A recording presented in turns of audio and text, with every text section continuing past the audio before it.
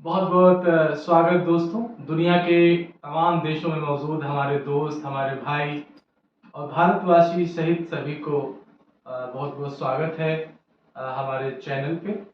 मैं डॉक्टर धीरेन्द्र कुमार दोहरे।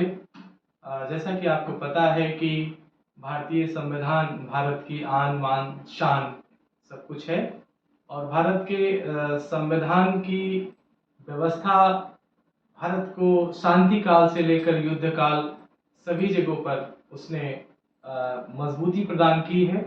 और भारत के संविधान को बनाने में जिन लोगों ने अपनी मेहनत परिश्रम दी है उनके प्रति हमेशा सम्मान और आदर का भाव पूरे भारतीयों को है। भारत के संविधान के बनाने में जिन भी लोगों का योगदान, विशेष रूप से डॉक्टर बाबा साहब अम्बेडकर का योगदान, चूंकि उनका सबसे ज़्यादा परिश्रम उसमें लगा हुआ है, वही लीड कर रहे थे उस पोजीशन को, तो उनको सबसे ज़्यादा हम कृतज्ञ हैं उनके प्रति। और भारत के प्रत्येक वर्ग, जाति, धर्म, सभी क्षेत्रों के लोगों का एक प्रतिनिधिमंडल के द्वारा भारतीय संविधान का निर्माण किया गया है। तो कोई भी भारतीय ये नहीं कह सकता है कि केवल एक वर्ग के लोगों ने बनाया, पूरे देश के, दुनिया के लोगों ने उसको बनाया है और जो है इसको निर्माण किया है। तो ये अपने आप में एक ऐसा दस्तावेज है जो सारे दस्तावेजों से सर्वश्रेष्ठ है। चाहे वो किसी भी धर्म की किताब क्यों ना हो, उन सभी किताबों से सर्वश्रेष्ठ है, ताकतवर है और सभी देशवासी उसको प्रेम करते हैं।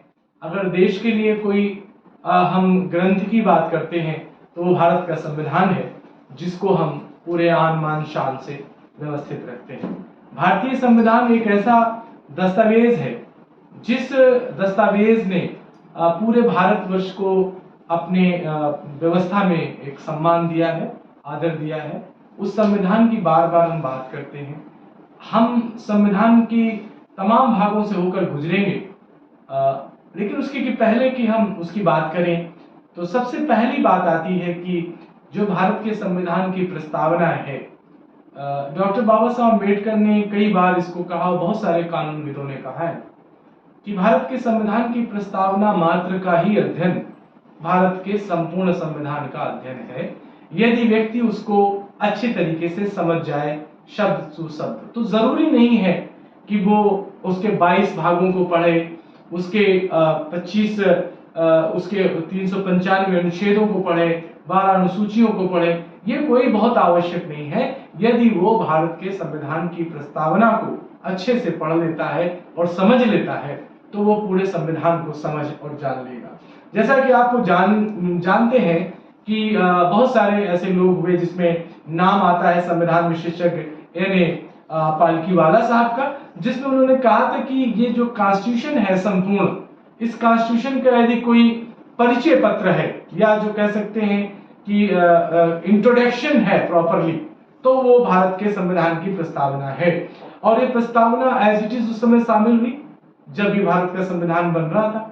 फिर बाद में उसमें अमेंडमेंट्स भी लाए गए और वो 42वां संविधान संशोधन हुआ 1976 में, जिसमें प्रमुख रूप से वैसे तो लोगों का कहना है कि साहब उसमें 3 शब्द जोड़े गए, लेकिन मैं ऐसा मानता हूं कि उसमें 4 शब्द जोड़े गए। क्योंकि उसमें 4 शब्द कौन से थे? एक तो था समाजवादी, दूसरा शब्द था धर्मनिरपेक्ष, तीसरा था अखंडता और चौथा, चूंकि सबको कनेक्ट करने के लिए एक वर्ड यूज किया गया था, और एंड। तो आप ये कह सकते हैं कि समाजवादी, धर्मनिरपेक्ष और अखंडता, ये शब्द उसमें और इंप्लीमेंट किए गए 1976 में। तो ये अपने आप में परिपूर्ण जब बन करके आया तो उसको आज भारत ने उसको आत्मसात किया है, संविधान ने उसको बनाया है। संविधान की जब प्रस्तावना की बात करते हैं तो हिंदी इंग्लिश दोनों वर्जन्स में तैयार है, जिसमें हम कहते हैं कि हम भारत के लोग, आप सभी जानते हैं कि जब हम भारत के लोग की बात करते हैं तो संपूर्ण भारतीय उसमें समाहित होते हैं। केवल एक क्षेत्र, जाति, धर्म, वर्ग के लोग नहीं शामिल होते हैं। हम भारत के लोग इन सेंस जब ये बना था तो उस समय लगभग देश की 50 करोड़ 30 करोड़ आबादी लगभग थी उस वक्त। तो वो सारे लोग और उनके बाद में जो सक्सेसर्स हैं उन सब के ऊपर ये लागू होगा, और ये लागू होते होते आज भी हम उसको आत्मसात करते हुए चल रहे हैं। भारतीय संविधान की प्रस्तावना के जो 4 मूल हैं, जिनको हम ये कह सकते हैं कि साहब ये 4 मूल हैं जिनके वजह से हम लोग इसको अडॉप्ट किया। देखिए वैसे तो संविधान के लिए आरोप लगाए जाते हैं साहब ये तो कट एंड पेस्ट है, वहां से लाए वहां से लाए, लेकिन चोरी नहीं है। वो अच्छी चीजों को ग्रहण करना हमारा हमेशा से भारतीयों की सभ्यता का परिणाम रहा है। हम हमेशा अच्छी चीजों को ग्रहण करते रहे। अमेरिका के संविधान से इसको हमने सीखा था, जाना था, वो भारत में लाने का काम किया था। संविधान के जो प्रस्तावना 4 मूल तथ्य है संविधान के में हम बताने की कोशिश करते हैं। संविधान का जो अधिकार है उसका स्रोत क्या है, तो हम लोग कहते हैं कि हम भारत के लोग जब कहते हैं तो संपूर्ण भारतीयों की जो शक्ति है वही उसका स्रोत है। जब हम बात करते हैं बात आगे करते हैं कि उसको पढ़ते हैं, आगे कहते हैं भारत को एक संपूर्ण प्रभुत्व संपन्न राष्ट्र बनाएंगे, तो हम ये बात कहते हैं कि साहब हम कैसा राष्ट्र बनाएंगे, संप्रभुत्व हो जिसके ऊपर कोई प्रभुत्व ना हो, समाजवादी हो, सबको रोटी कपड़ा स्वास्थ्य शिक्षा जैसी मूलभूत आवश्यकताएं मिले, धर्मनिरपेक्ष हो जिसमें सरकार का अपना कोई धर्म ना हो, वो सरकार एक न्यूट्रल पोजीशन पे होगी, जो भी रिलीजन होंगे उनको एक नजर से देखने का काम करेगी, लोकतांत्रिक मूल्य हो जो कि दुनिया में 60 से ज्यादा परसेंटेज के लोग इस व्यवस्था को एक्सरसाइज कर रहे हैं, उनकी लिए व्यवस्था हो, लोकतांत्रिक डेमोक्रेटिक पैटर्न हो और गणतांत्रिक राज्य व्यवस्था हो। राज्य व्यवस्था कैसी हो, गणतांत्रिक हो, अर्थात उसमें कई राज्यों को भी एक राज्य बनाया जा सके, ऐसी गणतंत्र की व्यवस्था हो। संविधान का उद्देश्य क्या है, प्रमुख रूप से संविधान की प्रस्तावना में ही दर्ज है। क्या दर्ज है कि हम न्याय प्रदान करेंगे।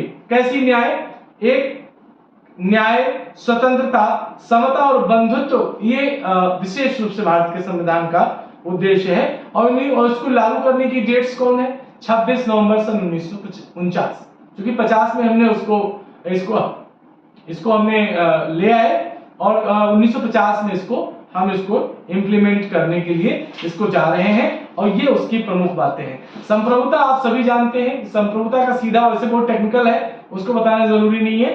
संप्रभुता का सीधा अर्थ ये है कि हम अपने प्रभु स्वयं हैं, कोई हमें कोई डायरेक्ट नहीं कर सकता, कोई हमारे ऊपर शासन व्यवस्था ऐसी अडॉप्ट नहीं कर सकता। और उसका जो संदर्भ है भारत के संदर्भ में, वो केवल यही है कि हम राष्ट्रमंडल के सदस्य होने के बाद भी हमारे ऊपर, या दुनिया का कोई भी देश, हम बहुत सारे देशों में हैं, G20 का इस समय मैटर चल रहा है और G20 हम लोग इस समय लीडरशिप कर रहे हैं, चेयरमैनशिप कर रहे हैं, और एक सेमिनार भी अभी कंडक्ट किया हमने एक राष्ट्रीय डिग्री कॉलेज में, तो उसका G20 ही उसका थीम था। तो मैंने बताने की कोशिश कर रहा हूँ कि दुनिया के तमाम ऑर्गेनाइजेशंस का मेंबर होने के बाद भी भारत संप्रभु है, प्रभुत्व संपन्न है, उसकी संप्रभुता कोई भी चैलेंज नहीं कर सकता। समाजवादी है तो हमने आपको बता ही दिया कि जो लोकतंत्र है वो समाजवादी है। धर्मनिरपेक्षता के संदर्भ में हमने बता ही दिया कि अनुच्छेद 25 से 28 तक बाकायदा भारत के संविधान के मूल तत्वों में भी वर्णन है। लोकतांत्रिक है तो हमने आपको बता ही दिया कि भारत का संविधान एक डेमोक्रेटिक पैटर्न पर वर्क करता है। गणतंत्र है तो हमने आपको बताया कि हमारा जो 2 भाग है वो राजशाही और गणतंत्र दोनों व्यवस्थाओं का एक मिक्सचर है, ये आपने देखा है। न्याय किस प्रकार का न्याय हम 3 प्रकार का प्रमुख रूप से बात करते हैं, सामाजिक न्याय, आर्थिक न्याय और राजनीतिक न्याय।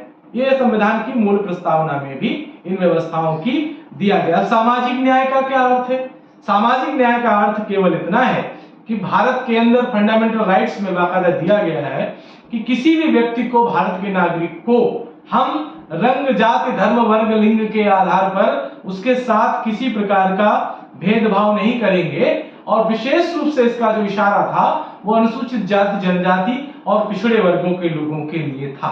इसमें प्रमुख रूप से आर्थिक न्याय क्या है कि कोई भी व्यक्ति कितना भी पैसा कमा दे, अगर वो गवर्नमेंट को टैक्स पे कर रहा है तो वो उसका अपना है, कोई जबरदस्ती उसको नहीं छीन सकता।